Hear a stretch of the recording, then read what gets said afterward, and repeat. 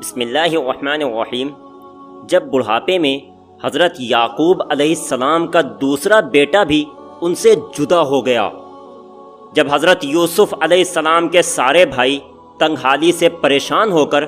مصر شہر کے طرف اناج لینے چلیں تو انہیں خبر بھی نہیں تھی کہ اس مصر شہر کا بادشاہ وہی یوسف علیہ السلام ہیں کہ جنہیں آج سے 40 سال پہلے ان سبھی بھائیوں نے سازش کر کے کنویں میں ڈال دیا تھا اور اس معصوم بچے کو اس کے بوڑھے باپ سے جدا کر دیا تھا۔ وہ سارے بھائی سمجھ رہے تھے کہ حضرت یوسف تو کب کے اس کنویں میں پڑے پڑے مر چکے ہوں گے، لیکن انہیں کیا خبر تھی کہ جس کی حفاظت اللہ کرے تو دنیا کی کوئی طاقت اسے مٹا نہیں سکتی۔ وہ سارے بھائی مصر شہر پہنچے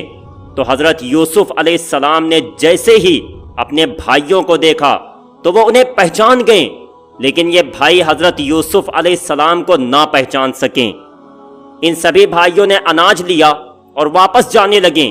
تو حضرت یوسف علیہ السلام نے ان بھائیوں کو بلا کر کہا کہ اگلی بار تمہیں اپنے چھوٹے بھائی بنیامین کو ضرور لے کر آنا ہوگا، ورنہ تمہیں اناج نہیں دیا جائے گا۔ یہ سن کر وہ سارے بھائی بہت پریشان ہوئے، کیونکہ انہیں پتا تھا کہ ہمارے والد حضرت یعقوب بنیامین کو کبھی بھی ہمارے ساتھ نہیں بھیجیں گے۔ اس لیے جب یہ سارے بھائی گھر پہنچے تو اپنے والد حضرت یعقوب سے روتے ہوئے کہنے لگے کہ ابا جان، اب ہمیں اناج تبھی ملے گا جب ہم اپنے چھوٹے بھائی بنیامین کو بھی مصر لے کر جائیں گے۔ حضرت یعقوب علیہ السلام اس بات کے لیے کسی صورت میں بھی راضی نہیں تھے کہ وہ بنیامین کو ان سبھی سوتیلے بھائیوں کے ساتھ بھیجیں، کیونکہ حضرت یعقوب علیہ السلام نے اپنے بچے یوسف کے سلسلے میں ان بھائیوں کا رویہ دیکھ لیا تھا کہ کیسے ان سبھی نے سازش کر کے حضرت یوسف کو ان سے جدا کر دیا۔ اس لیے حضرت یعقوب علیہ السلام کو ڈر تھا کہ کہیں یہ لڑکے میرے بچے بنیامین کے ساتھ بھی ویسا ہی نہ کریں، اس لیے وہ کسی صورت میں بھی بنیامین کو مصر بھیجنے پر راضی نہیں تھے۔ آخر سارے لڑکوں نے ایک ساتھ مل کر قسمیں کھائیں اور کہا کہ ابا جان، ہم اللہ کی قسم کھا کر کہتے ہیں کہ کچھ بھی ہو جائے ہم بنیامین کو اپنے ساتھ واپس لے کر ضرور آئیں گے۔ لڑکوں کی بہت زیادہ ضد پر حضرت یعقوب علیہ السلام راضی ہو گئے اور کہہ دیا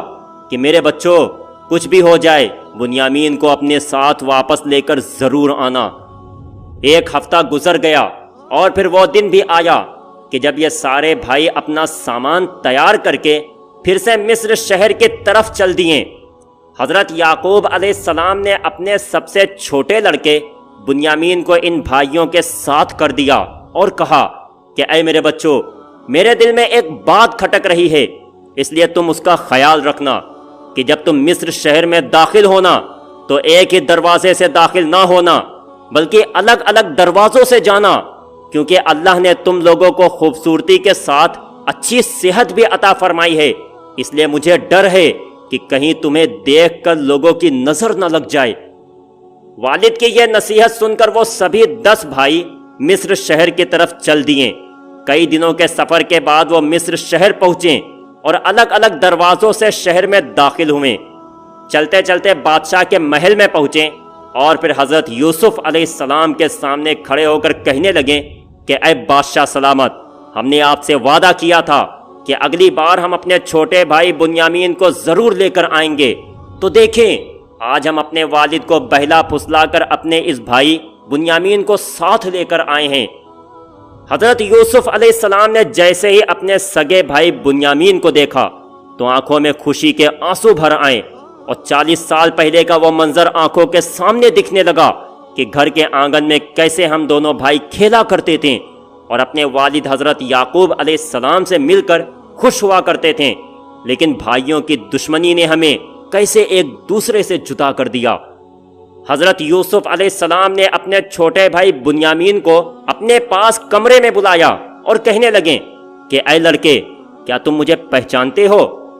تو حضرت بنیامین نے جواب دیا کہ نہیں اے بادشاہ سلامت، میں تو آپ کو نہیں جانتا، کیونکہ میں تو پہلی بار اپنے شہر کنعان سے باہر نکلا ہوں۔ میرے والد حضرت یعقوب کبھی بھی مجھے اپنے سے جدا نہیں ہونے دیتے، کیونکہ وہ مجھ سے بہت محبت کرتے ہیں، اور آج سے 40 سال پہلے میرا بڑا بھائی یوسف ان سے جدا ہو گیا تھا، اس لیے اب میرے والد مجھے اپنے سے دور نہیں جانے دیتے۔ تو حضرت یوسف علیہ السلام نے اپنے چھوٹے بھائی سے کہا کہ اے بنیامین، میں تمہارا بھائی یوسف ہی ہوں، مجھے ہی آج سے 40 سال پہلے بھائیوں نے تم لوگوں سے جدا کر دیا تھا۔ یہ سنتے ہی حضرت بنیامین کی آنکھوں میں آنسو بھر آئیں اور وہ اپنے بھائی یوسف سے لپٹ کر رونے لگیں، کیونکہ حضرت بنیامین بھی اپنے سوتیلے بھائیوں کی دشمنی کا شکار ہوا کرتے تھے۔ یہ سوتیلے بھائی جیسے حضرت یوسف علیہ السلام سے نفرت کرتے تھے، اسی طرح بنیامین سے بھی نفرت کرتے ہیں۔ شام کا وقت ہوا تو یہ سارے بھائی گھر لوٹنے کی تیاری کرنے لگے، لیکن حضرت یوسف علیہ السلام کا من نہیں کر رہا تھا کہ ان کا بھائی بنیامین ان سے جدا ہو۔ اس لیے حضرت یوسف علیہ السلام نے اللہ کے حکم پر اپنا ایک سب سے قیمتی سونے کا پیالہ بنیامین کے سامان میں رکھ دیا اور اس بارے میں کسی کو نہ بتایا۔ جب یہ سارے بھائی اپنا سامان لے کر گھر کی طرف چل دیے تو حضرت یوسف علیہ السلام نے ایک نوکر کو بلا کر کہا کہ ان 10 بھائیوں کو روکو، کیونکہ ان میں سے کسی نے میرا قیمتی پیالہ چوری کر لیا ہے۔ یہ سنتے ہی پورے محل میں ہڑبڑی مچ گئی کہ حضرت یوسف علیہ السلام کا قیمتی پیالہ چوری ہو گیا۔